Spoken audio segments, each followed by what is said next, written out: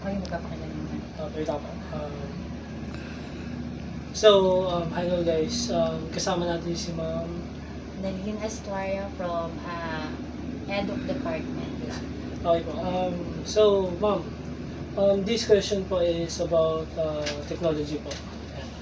So, paano po na-change ng technology yung the way you do your work po as a teacher po?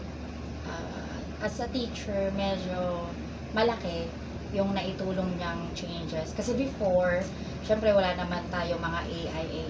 So, normally, sariling sikap, lalo na sa report. Pero ngayon kasi, isang click mo na lang, so lalabas na siya, magpa-prompt ka lang ng tama, ibibigay na din niya agad. So, mas napapabilis yung mga trabaho na dati, kailangan dalawa kayong tutulong, pero ngayon kasi kaya na siya at kaya pa na siyang i-multitask. As ano ba naman po, as a citizen po, paano po siya as a civilian po, paano po siya nakatulong sa inyo?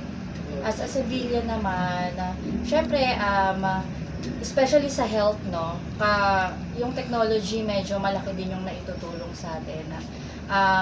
Lalo na yung magsaswipe ka lang through Facebook. Although, kailangan mo kasi syempre ng double checking din kung legit din ba talaga yung nakalagay doon na information. Pero for me, lalo na yung pagkakaroon natin ng sakit, before pupunta ka pa sa hospital para lang itanong kung ano ba yung nararapat na vitamin sa'yo. Pero now, through search sa computer, medyo nagkakaroon ka na ng idea kung ano yung mga dapat mong iwasan, dapat hindi gawin. So, ganun siya sa daily life. So, from that po, ano po yung biggest advantage na na-experience niyo po sa technology sa daily work niyo po? Syempre sa aming mga teacher, or hindi na lang sa pagiging teacher ko, sa pagiging isang wife na lang or nanay sa bahay.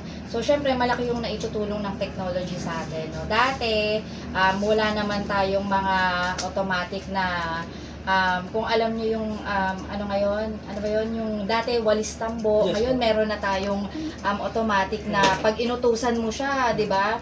Lalo na pag nade-detect niya, may mga alikabok. Yes. Pusa na siyang gagala dun sa floor ninyo. And then, isa pa, yung mga gamit natin sa bahay, dati yung mga rice cooker natin, medyo upgraded na rin at saka mas maganda na yung upgrade na ginawa ng technology. Sa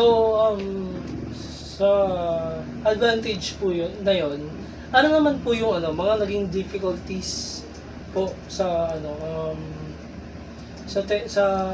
na-face nyo na sa technology?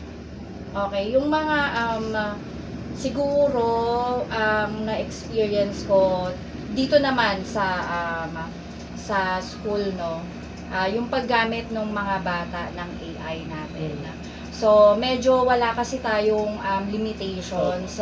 Sa ibang bansa kasi meron silang law na kung gaano lang kataas yung percentage na pwedeng gamitin siya in ng education. Pero kasi sa atin medyo gamit siya o copy and paste na lang. So, yun yung medyo nakakatakot. And then, di ba yung mga lumalabas na video ngayon, kaya na nila. So, kailangan talaga yung mga bata maging aware at ma-inputan sila kung paano madedetect if AI ba yung nakikita nila or ina-advertise sa kung ano yung totoo. Yun lang yung medyo nakakatakot. So, from that difficulties po, ano naman po yung sa tingin nyo nag-improve po or i-improve ng technology in the future po sa work or anything else in the future po? Siguro sa opinion ba? Pwede ba magbigay ng opinion? Sige po. Sa opinion ko na lang, hindi naman masama kung maging parte ng buhay natin yung technology kasi sobrang talagang nakakatulong siya, malaking help talaga siya. Kaya lang, in a way, dapat magkaroon kasi tayo ng limitation. Katulad ng every time na ma-attend kami sa seminar, isa kasi sa mga kinakatakutan ngayon is ang sabi nila sa sobrang bilis ng innovation ng technology natin, ang pag-upgrade, maaari kasing mapalitan na yung mga contractors, yung mga empleyado, kasi nga, isang click mo na lang, pwede mo nang gawin lahat. Yun lang yung kailangan nating i-balance siguro. Maganda siya, in a way, pero lagyan natin ng limitations na kung saan lahat magiging balance. in Para the nandun pa rin future. po yung Yes, hindi tayo mawawala kasi lagi nga nating sinasabi, tayo ang nag-create or gumawa ng technology, so dapat hindi tayo makain ng technology dapat sila po and yung susunod. AI. Yes, hindi Okay, tayo makasunod. So, ano naman po yung magiging advice niyo sa mga students natin and sa mga tao po na sa sa era natin ngayon na technology na Okay. So sa ating era ngayon, lalo na sa mga Gen Z na talaga namang updated pagdating sa mga bagong labas. So siguro be careful na lang yung lagi nating sinasabi na think before you click.